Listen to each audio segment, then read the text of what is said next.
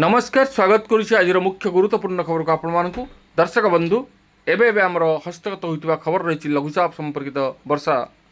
एवं बिजुली घड़घड़ी सहित वर्षा संपर्कित राज्यर विभिन्न जिले में भारी वर्षार संभावना एवं विभिन्न जिला को पाणीपाग विभाग तरफ येलो अलर्ट जारी कर अनेक स्थान को बिजुली घड़घड़ी सहित वर्षा पर सतर्क सूचना जारी कर तेबे आसूँ आउ एक लघुचाप जाना से संपर्क में से लघुचापटी क्यों स्थान सृष्टि होती यार ओडिशा उपर किभली भाव प्रभाव रही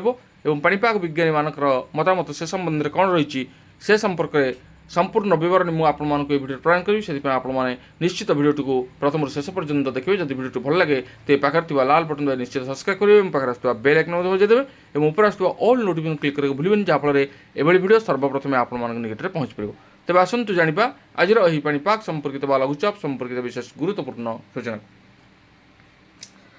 पाणीपाग को नहीं पुणी एक गुरुत्वपूर्ण खबर सामना को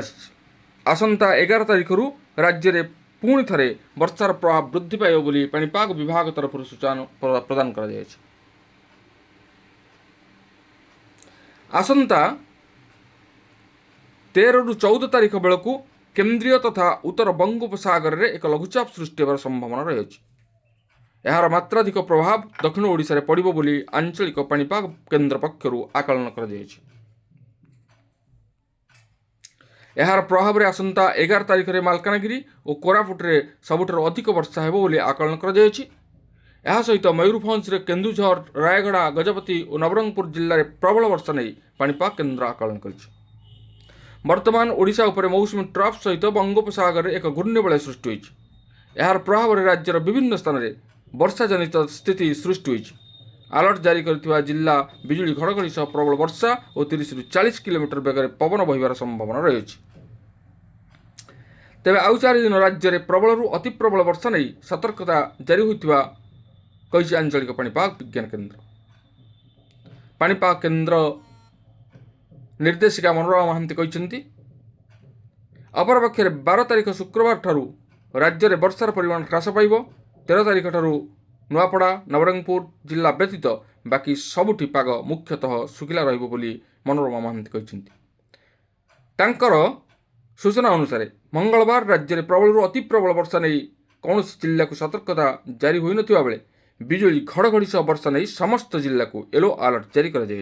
सेहीपरि बुधवार कोरापुट मालकानगिरी नवरंगपुर रायगड़ा गजपति मयूरभंज केन्दुझर सुंदरगढ़ यही सब जिला को प्रबल वर्षा और बाकी राज्यर समस्त जिला को बिजुली घड़घड़ी सह पवन बहिबा नहीं सतर्क सूचना जारी करिछि पाणीपाग विभाग सेपटे हिमाचल प्रदेश रे पुणी थे कुल्लू रे भूस्खलन और व्यापक क्षयक्षति घटाई सोमवार विलंबित रात्रि प्राय 2टार आनी विकास ब्लॉक निर्माणर ग्राम पंचायत घाटर सरमणी गाँव में हठात एक भूस्खलन घटी ग्राम पंचायत प्रधान भोगाराम यह निश्चित करपर्यंत मिलता सूचना अनुजाई यह दुर्घटन गोटे परिवार 4 जनकर मृत्यु घटी बेले जड़े निखोज थिबा जनापड़ी गाँव में आतंकर वातावरण रही लोक मैंने संपूर्ण भयभीत होती घटनार विषय में स्थानीय प्रशासन को अवगत कर उद्धार कार्य को द्रुत गति चलाई अंचल प्रबल वर्षा जो परिस्थिति आहरी गंभीर हो पड़ी प्रशासन लोक मान सुरक्षित स्थान में आश्रय देवाक सतर्क रहा अपील कर हिमाचल प्रदेश मुख्यमंत्री सुखविंदर सिंह ट्विट्रे लिखिं निर्मंडर घाटू पंचायत रे भूस्खलन जो सरमणी गाँव में गोटे परिवार 4 जनकर मृत्यु घटी जड़े निखोज और 3 जन आहत होगा खबर अत्यंत दुखद एवं हृदय विदारक ये हूँ प्रकृतिर तांडव केउठी वर्षा तो केउठी भूस्खलन केउठी बात्या विभिन्न प्रकार प्राकृतिक विपर्य जनजीवन को अस्तव्यस्त कर लगी प्रकृति बदलबार लगी ठीक समय वर्षा नहीं प्रचंड ग्रीष्म और गुलुगुली जनजीवन को अस्तव्यस्त करुच्ची तेबे ए थिला आज पाणीपाग संपर्कित एक विशेष गुरुत्वपूर्ण सूचना आज पुणी देखा आगामी भिडियो रहुछि धन्यवाद नमस्कार।